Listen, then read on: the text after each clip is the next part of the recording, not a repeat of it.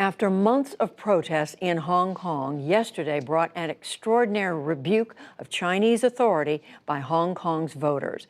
In local elections, and another startling revelation about Chinese government persecution of Uyghur Muslims. Amna Nawaz takes a look at both stories. Newly elected pro-democracy legislators walking today through debris from last week's fiery clashes at Hong Kong's Polytechnic University. Sunday's landslide election made clear that grassroots protesters have the overwhelming support of Hong Kong voters. Pro-democracy forces won control of 17 of 18 district councils in the first election since the unrest began 6 months ago. It is a genuine referendum of the people of Hong Kong.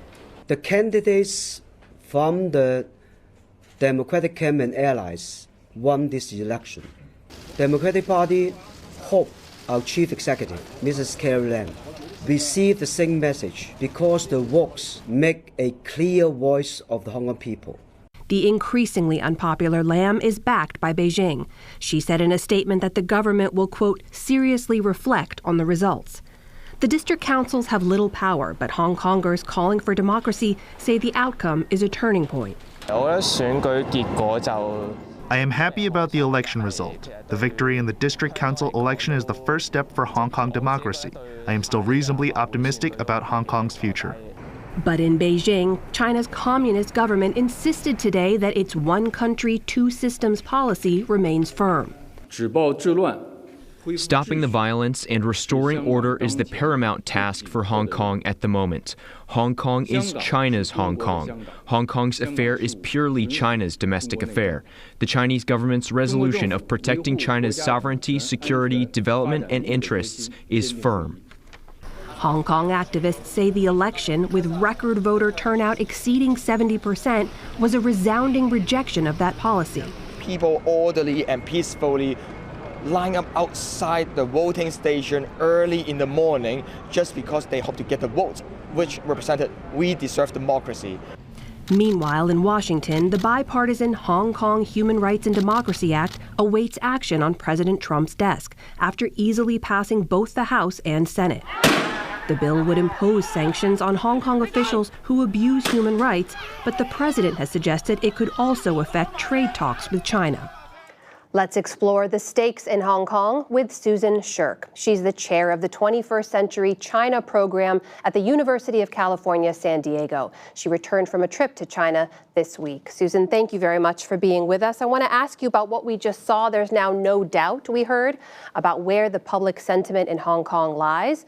So from the perspective of the Hong Kong government and from the Chinese government in Beijing, how does this change the calculus for what they do next? Right before I came to the studio, the official media in China had not yet reported the outcome of the election. They did finally report there was the election, but they really haven't reported the results. And there's some indication from people on the ground I've heard from that they've been talking to journalists, Chinese journalists, who say that, in fact, the Chinese leadership was surprised by the outcome of the election, and then they're now scrambling to figure out what to do about it. It's really remarkable that despite these large-scale protests that have gone on for months, they still were surprised by the outcome of the election. So how do you think these election results change the dynamic? If Carrie Lam resigns to kind of take responsibility for the outcome, that might diffuse the protests for a while as people wait and see what more Beijing will do to meet the other demands, including some progress toward more direct elections. And of course, if Carrie Lam has to be replaced, then that also raises the issue of how you select the chief executive. Susan, you heard in the piece there, some people were referring to this as a turning point. Do you believe that it could be that? This could bring about some real change? Well, you know, it's a test of Xi Jinping's pragmatism. Is he really very dogmatic? Did he really believe his own propaganda? Did the internal channels from the liaison office in Hong Kong, actually fearing to give him bad news, give him an unrealistic view of what was happening in Hong Kong. If he's pragmatic, then it seems to me he's likely to try to find a way to respond to some of the protesters' demands, at least by getting rid of the very unpopular Carrie Lam. Really, this is kind of a fork in the road for Xi Jinping. Is he going to double down on control and indoctrination, or is he going to be flexible and give a little bit in the direction of more direct democratic election of Hong Kong political leaders? And Susan, that is the latest from Hong Kong, but I do want to get your take on a different topic we're also covering today. I'd like to shift now to mainland China, where leaked Communist Party documents show the internal workings of internment and re-education camps used to detain 1 million people. The China cables are the first official glimpse into the structure and ideology behind these camps in northwest China's Xinjiang province, where at least 1 million Muslim Uyghurs and members of other minority groups are detained on an industrial scale. The documents show that Chinese government officials designed the camps as brainwashing centers on a massive scale with multiple layers of security. Among the revelations, camp inmates could be held indefinitely. Camps are run on a point system where inmates earn credits for compliance. Weekly phone calls or monthly video calls are the only contact allowed, and preventing escape is paramount. The Chinese foreign minister said documents leaked earlier this month to the New York Times were fabricated. They're also sensationalizing these internal documents by using poor tactics like taking them out of context and grafting them onto another to undermine and tarnish China's efforts on anti-terrorism and depolarization in Xinjiang. Foreign Affairs correspondent Nick Schifrin sat down with National Security Advisor Robert O'Brien over the weekend at the Halifax Security Forum. We've got over 1 million people in concentration camps in Xinjiang. I mean, that's an outrage. President Xi has, the power of writ in China. What he says goes, and those camps should be closed. They should be dismantled. But it's not just the camps. It's the surveillance infrastructure that's been built in the region. Susan Shirk, as we reported, that is the second trove of leaked documents to be published in just over a week, the previous batch by the New York Times. Going through those documents, what do we learn in terms of the involvement of President Xi Jinping in these camps and these efforts? Well, the New York Times story makes explicit that there's no evidence, no statement in these documents that Xi Jinping actually ordered the establishment of the camps.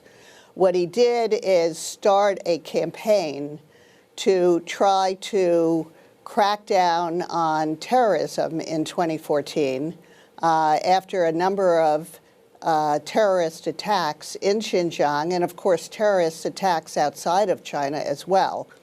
And he launched this very harsh campaign of indoctrination to try to undertake thought reform of Uyghurs and other ethnic groups in Xinjiang. So he himself, we don't have the document yet in which he ordered the camps, but certainly the establishment of the camps, which was done by provincial officials, at least that's what the documents tell us, was a response to this campaign launched by Xi Jinping. And what's really remarkable about the campaign is it shows that Xi Jinping still believes in this Maoist notion of thought reform. He really believes that this kind of intensive brainwashing can change the way people think. What does it say to you that these documents are even being leaked at all, the fact that these are seeing the light of day? Well, it shows that not everybody in the Chinese bureaucracy and the party and government bureaucracy agrees with this very heavy-handed, repressive police state approach to governing China. In fact, the documents from the standpoint of a China watcher are really fascinating because they show that some of the local officials objected to this approach, and in fact some officials released people from the camps because they wanted to make sure that they met their economic growth targets. And without the labor power, they weren't going to be able to do that. So I think, you know, from outside, China looks so monolithic. But in fact, I think there are a lot of different points of view, and not everybody agrees with the direction Xi is taking the country. That is Susan Shirk of the 21st Century China Center at the University of California, San Diego. Thank you for being with us. My pleasure.